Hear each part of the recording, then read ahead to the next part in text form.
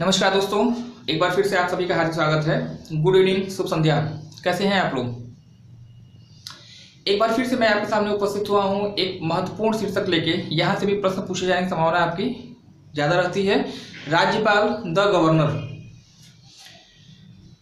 जो स्थिति आपकी राष्ट्रपति की है, केंद्र में जो स्थिति आपकी राष्ट्रपति की है, वही स्थिति जो है राज्यपाल की है। एक तरह से मान के चलिएगा, दोनों ही पद जो है लगभग सिमिलर है, लगभग समान है। यहाँ भी अगर आप कंपेरिजन करके पढ़ते हैं, यहाँ भी अगर आप तुलना करके पढ़ते हैं, तो यहाँ पे राष्ट्रपति भी आपका तैयार होगा और साथ ही साथ राज्यपाल भी तैयार होगा। लास्ट क्लास की बात करिएगा तो लास्ट क्लास में मैंने आपको लोकसभा और राज्यसभा इन दोनों ही सदनों का जो आपका है कंपैरिजन प्रस्तुत किया था। एक तुलनात्मक अध्ययन मैंने आपको दिया था अंतिम वीडियो में। उम्मीद है कि आप लोगों ने उसको देखा होगा, उसका प्रॉपर नोट तैयार किया होगा और पहले और अब के मुकाबले में आपको अंतर महसूस हो रहा होगा। अगर किसी कारणवश अगर आप वह वीडियो नहीं देख पाए हैं तो उसका लिंक मैं ऊपर यहाँ आई बटन में आपको दे दे रहा हूँ। उस वीडियो को जरूर देखिएगा, बहुत ही बेहतरीन वीडियो है। उस वीडियो को देखने के बाद लोकसभा हो चाहे राज्यसभा हो, इन दोनों ही सदनों से कोई भी प्रश्न आपके गलत नहीं होंगे, इसकी गारंटी मेरी है। आगे बढ़ने से पहले अगर आप प्रतियोगी परीक्षा की तैयारी कर रहे हैं, कंपटीशन तैयारी कर रहे हैं और मेरे चैनल पे पहली बार आए हैं तो मेरे चैनल को सब्सक्राइब कर लीजिएगा, बेल आइकन को प्रेस करके नोटिफिकेशन ऑल को क्लिक कर दीजिएगा, क्योंकि ऐसे ही हेल्पफुल वीडियो जो है मैं आपको बनाता रहता हूँ। आइए आगे चलते हैं राज्यपाल के बारे में। राज्यपाल की बात करें, जैसे मैंने आपको बताया, राज्यपाल जो है एक ऐसा पद होता है जो स्थिति आपकी केंद्र में राष्ट्रपति की होती है, वही कंडीशन जो है राज्य में राज्यपाल की होती है। यानी राष्ट्रपति देश का संवैधानिक प्रधान होता है, देश का पहला पद होता है, पहला व्यक्ति होता है। राज्य में बात करिए तो राज्य का सबसे पहला व्यक्ति राज्यपाल होता है। राष्ट्रपति का जो उल्लेख है अनुच्छेद 52 में है। अनुच्छेद 52 क्या कहता है? अनुच्छेद 52 ये कहता है कि देश का एक राष्ट्रपति होगा। सेम यहाँ पे आइएगा तो जो राज्यपाल है, राज्यपाल का जो प्रावधान आपका है अनुच्छेद 155 है ना, अनुच्छेद 155 के तहत राज्यपाल की नियुक्ति की जाती है भारत के राष्ट्रपति के द्वारा। राज्य का सबसे पहला व्यक्ति या प्रथम नागरिक जो है वह राज्यपाल माना जाता है। और जिस तरह से देश का संवैधानिक प्रधान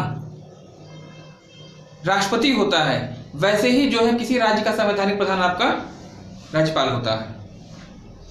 राज्यपाल राज्य का कार्यकारी प्रमुख होता है। यानी जिस प्रकार देश की संसद जो है वह राष्ट्रपति, लोकसभा और राज्यसभा इन तीन से मिलकर बनी होती है, वैसे ही जो राज्य विधानसभाएं हैं, राज्य विधानसभा का ये भी अंग होता है। यानी राज्यपाल प्लस विधानसभा, और यदि मान लीजिए किसी राज्य में विधान परिषद है तो वो भी कंबाइन हो जाती है ना।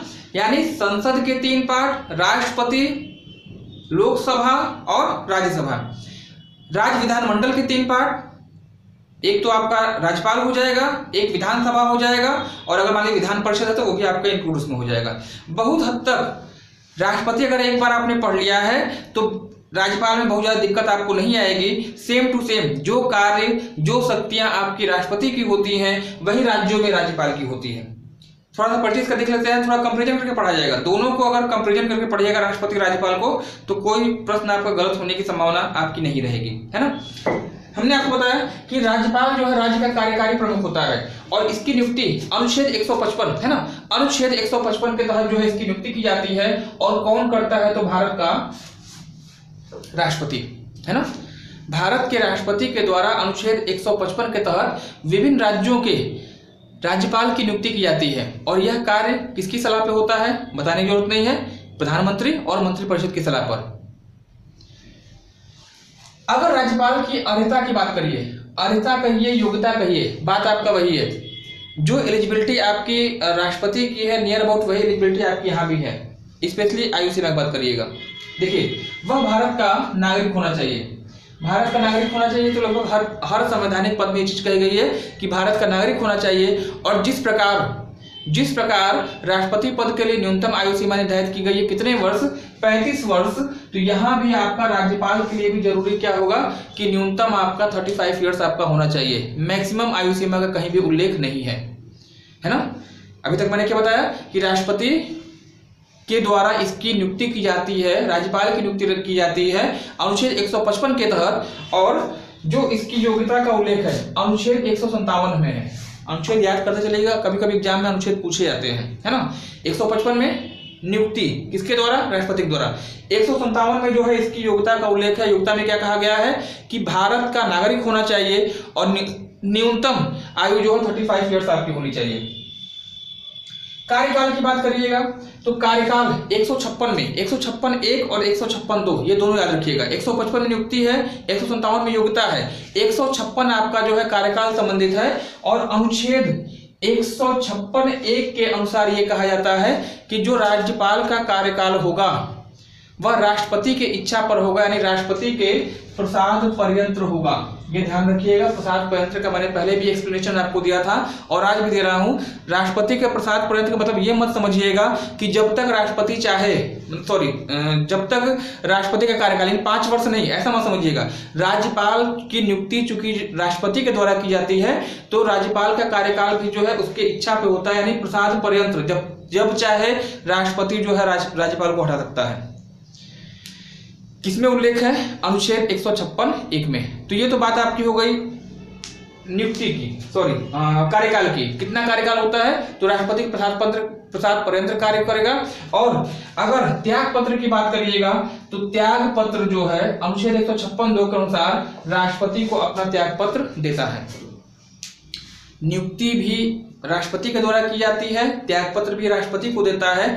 एक प्रश्न आपसे ये पूछा जाता है कि राज्यपाल को पद एवं गोपनीयता की शपथ कौन दिलाता है? राज्यपाल को पद एवं गोपनीयता की शपथ कौन दिलाता है? तो यहाँ पे कंफ्यूजन आप लोग को होती है। हो सकता है कि दिमाग में आपका आएगा राष्ट्रपति या आपके दिमाग में आ जाएगा लोकसभा अध्यक्ष। नहीं, जिस तरह से राष्ट्रपति को पद एवं गोपनीयता की शपथ भारत के मुख्य न्यायाधीश दिलाते हैं, CJI chief justice of India दिलाते हैं, वैसे ही जो है किसी राज्य के राज्यपाल को संबंधित राज्य के जो हाईकोर्ट होंगे, उच्च न्यायालय होंगे, उसके मुख्य न्यायाधीश जो क्या करेंगे? पद एवं गोपनीयता की शपथ दिलाते हैं। ये बात भी आपको नोट करने वाली होगी। मतलब ये कि पद एवं गोपनीयता की शपथ कौन दिलाता है राज्यपाल को? तो संबंधित उच्च न्यायालय, संबंधित राज्य के उच्च न्यायालय के मुख्य न्यायाधीश, चीफ जस्टिस जो होते हैं, जिस राज्य का राज्यपाल नियुक्त किया जाना है उस राज्य के राज्यपाल के CJI जो हाईकोर्ट जो होते हैं ना, जो चीफ जस्टिस जो हाईकोर्ट होंगे उसके CJ यानी चीफ जस्टिस जो है क्या करेंगे? राज्यपाल को पद एवं गोपनीयता की शपथ दिलाएंगे। और मान लीजिए कि इनकेस मुख्य न्यायाधीश अवेलेबल नहीं है उस समय, तो जो सुप्रीम हाई कोर्ट के जो आपके वरिष्ठ न्यायाधीश होंगे, है ना, सीनियर मोस्ट होंगे, वो पद एवं गोपनीयता की शपथ दिलाते हैं। आमतौर पर तो ये देखा गया है, आमतौर पे यह देखा गया है कि किसी भी राज्य के लिए एक राज्यपाल होता है, किसी भी राज्य के लिए एक राज्यपाल होता है। लेकिन 7वां संशोधन आपका होता है 1956 में 1956 में 7वां संशोधन होता है। इसको इंपॉर्टेंट कर लीजिएगा। और इस संशोधन के तहत यह व्यवस्था की गई कि एक ही व्यक्ति को 2 या 2 से अधिक राज्यों के राज्यपाल बनाया जा सकता है। तो ये संशोधन आपके लिए इंपॉर्टेंट होगा, ध्यान रखिएगा कि एक ही व्यक्ति को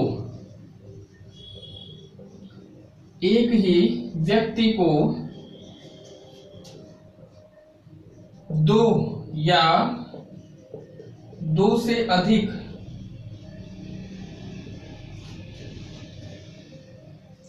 राज्यों का राज्यपाल नियुक्त किया जा सकता है ना।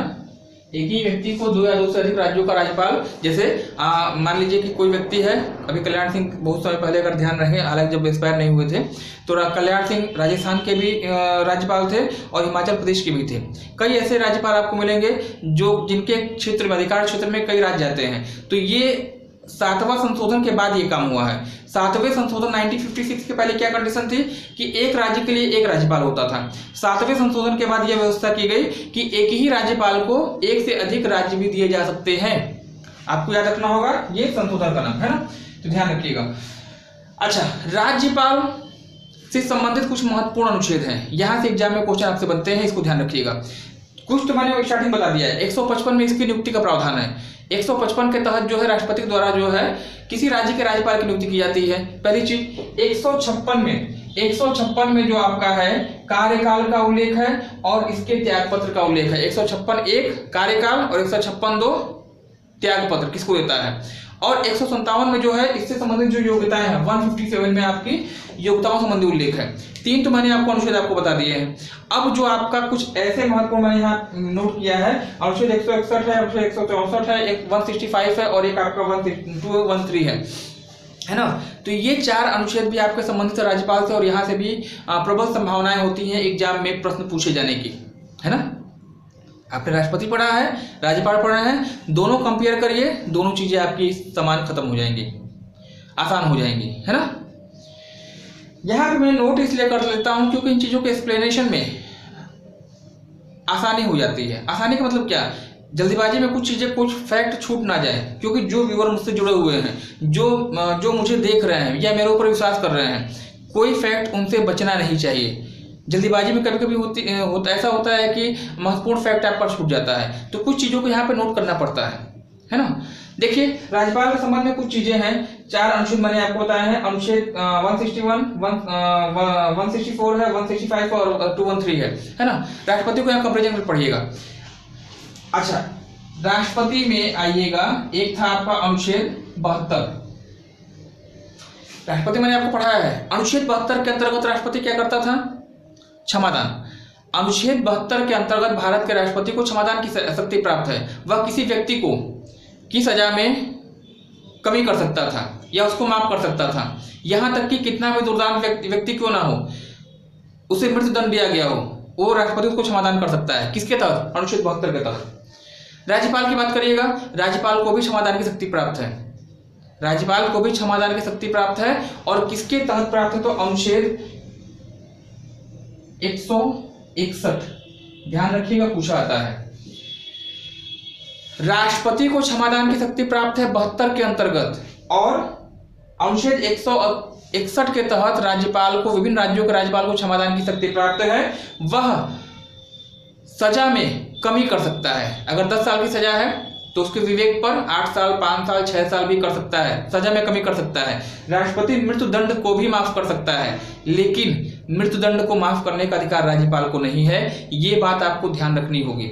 क्षमादान 2 तरह का होता है, मृत्युदंड को समाप्त कर देना और एक सजा में कमी करना। क्षमादान दोनों को मिला है, लेकिन मृत्युदंड का अधिकार केवल राष्ट्रपति को है। मृत्युदंड को माफ करने का अधिकार केवल अनुच्छेद 72 के अंतर्गत है भारत के राष्ट्रपति को। और जो 161 की अगर बात हो रही है तो यहाँ पे आपका क्षमादान तो है, लेकिन वह सजा के लघुकरण की बात हो रही है, न कि मृत्युदंड को माफ करने की। एक क्लियर। जो भारत का राष्ट्रपति है,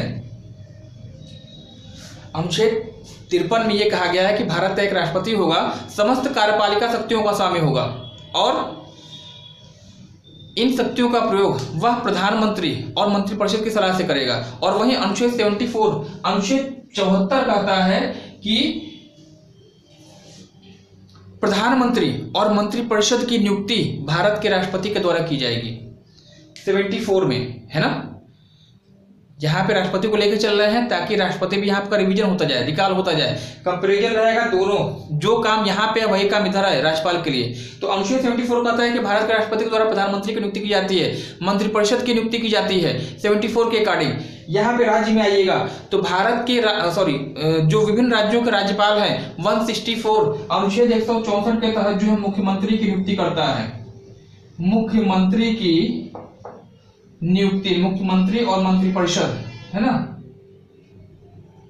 मंत्री परिषद एकदम सब इक्वल है। 72 में राष्ट्रपति क्षमादान देगा, 74 में जो है प्रधानमंत्री की नियुक्ति होगी, प्रधानमंत्री और मंत्रिपरिषद की। और राज्यों में आइएगा, राज्यों में जो है 164 अनुच्छेद 164 कहता है कि राज्यपाल के द्वारा राज्य के मुख्यमंत्री और मंत्रिपरिषद की नियुक्ति की जाएगी। कितना सिमिलर लग रहा है, कितना समान लग रहा है, सब समान है। अनुच्छेद 361 राज्यपाल की क्षमादान, अनुच्छेद 72 राष्ट्रपति का क्षमादान, अनुच्छेद 164 मुख्यमंत्री और मंत्रिपरिषद की नियुक्ति, अनुच्छेद 74 प्रधानमंत्री और मंत्रिपरिषद की नियुक्ति। अनुच्छेद 165 यहाँ पे ध्यान रखिए, अनुच्छेद 76 मैंने आपको पढ़ाया है बहुत अच्छे से। अनुच्छेद 76 में केंद्र सरकार का सर्वोच्च न्यायिक या कानूनी अधिकारी, विधि अधिकारी कौन होता है? आप बताएंगे अटॉर्नी जनरल। तो अनुच्छेद 76 के तहत भारत के राष्ट्रपति को अधिकार होता है कि वह महान्यायवादी की नियुक्ति करता है। महान्यायवादी की नियुक्ति यानी अटॉर्नी जनरल की नियुक्ति की जाती है 76 के तहत। और 165 क्या कहता है कि राज्यपाल जो है राज्य सरकार के सर्वोच्च विधि अधिकारी यानी महाधिवक्ता की नियुक्ति करेगा। किसके अकॉर्डिंग? 165 महाधिवक्ता यानी एडवोकेट जनरल की नियुक्ति। और सबसे लास्ट में आइएगा तो अनुच्छेद 213, और यहां पे अगर आइए तो अनुच्छेद 123 याद रखिएगा। अनुच्छेद 123 के तहत राष्ट्रपति को अधिकार है अध्यादेश का अधिकार है, जारी कर सकता है 1 to 3 के अंतर्गत। और वहीं अगर 213 की बात करिएगा तो राज्यपाल को अधिकार होगा अध्यादेश का राज्य में। 4 सिमिलर अनुच्छेद, 4 इधर 4 इधर, कंपैरिजन खत्म, तुलना खत्म, मतलब राज्यपाल भी खत्म और राष्ट्रपति भी खत्म, है ना। अगर इतनी चीजें अगर आप पढ़ लेते हैं तो मुझे नहीं लगता है कि कोई दिक्कत आपको कहीं भी इन दोनों टॉपिकों से आपकी आएगी, है ना। एक बार 2 मिनट का समय लगेगा, रिकॉल कर लेते हैं। देखिए, राज्यपाल राज्य के कार्यकारी प्रमुख होता है, नियुक्ति इसकी अनुच्छेद 155 के तहत होती है, और कौन करता है तो भारत के राष्ट्रपति के द्वारा।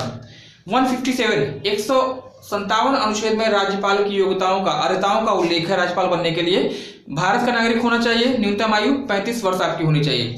156 ए कार्यकाल के संबंध में है। 156 156 ए में यह कहा गया है कि राज्यपाल जो है वह राष्ट्रपति के प्रसाद पर्यंत राष्ट्रपति की इच्छा अनुसार जो है पद को धारण करेगा। 156 2 ये कहता है त्याग पत्र की अगर बात आती है तो त्याग पत्र भी जो है राष्ट्रपति को ही यह देगा, है ना।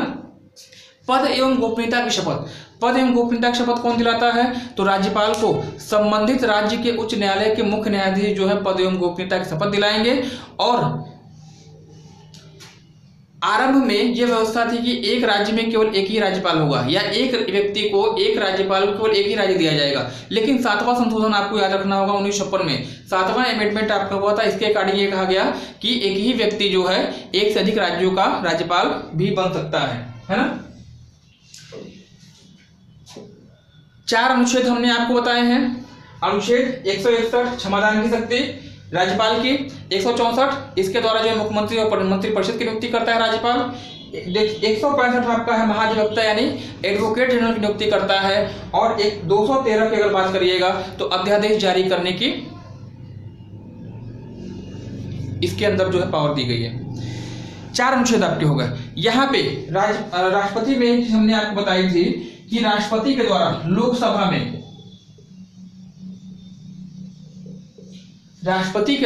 लोकसभा में 2 आंग्ल भारतीय एंग्लो इंडियन समुदाय के व्यक्तियों का मनोनयन किया जा सकता है। और वहीं राज्यसभा में जो है राष्ट्रपति 12 विशिष्ट वर्गों के व्यक्तियों का मनोनयन करता है। तो राष्ट्रपति के अधिकार हैं अपने सदन के प्रति। लोकसभा में 2 एंग्लो इंडियन समुदाय अनुच्छेद 331 और राज्यसभा में 12 विशिष्ट क्षेत्रों के व्यक्तियों का मनोनयन किया जाता है राष्ट्रपति द्वारा। राज्यपाल के साथ भी ऐसा ही है। राज्यपाल की अगर बात करिएगा तो राज्यपाल विधान सभा में एक आंग्ल भारतीय, एक एंग्लो इंडियन समुदाय की व्यक्ति का जो है मनोनयन कर सकता है। किस अनुच्छेद के तहत करता है आप मुझे कमेंट सेक्शन बताइएगा। आप मुझे कमेंट सेक्शन बताइए किस अनुच्छेद के तहत राज्यपाल जो है वह विधानसभा में, राज्य विधानसभा में एक आंग्ल भारतीय व्यक्ति की मनोनयन करता है। और अगर देखा जाए तो विधान परिषद जहां पे है, विधान परिषद हर जगह तो आपका है नहीं, विधानसभा तो आपका हर जगह है, लेकिन जहां विधान परिषद है वहां के 1/6 सदस्यों का, कुल सदस्य संख्या का 1/6 सदस्यों का जो है नामित करता है। तो ये अधिकार आपके दिए गए हैं राज्यपाल को। जैसे आपका लोकसभा और राज्यसभा के प्रति आपका राष्ट्रपति को अधिकार दिया गया है, वही आपका ये 2 चीजें आपकी होंगी विधान सभा में, है ना, और विधान परिषद में। ठीक है, तो ये रहा एक छोटा सा वीडियो जिसके अंतर्गत आपने राज्यपाल के बारे में पूरा अध्ययन किया। उम्मीद है कि आपको वीडियो पसंद आया होगा। यदि आप कंपटीशन तैयारी कर रहे हैं तो इस चैनल से जरूर जुड़िएगा, क्योंकि ये आपके लिए बेनिफिशियल होगा, आपके लिए लाभदायक होगा। सब्सक्राइब करें चैनल को, नोटिफिकेशन बेल को ऑल कीजिए, क्लिक करिएगा और बेल आइकन को प्रेस कर दीजिएगा। आज के लिए फिलहाल इतना ही, मिलते हैं अगले वीडियो में। धन्यवाद, हैव ए नाइस डे, शुभ रात्रि।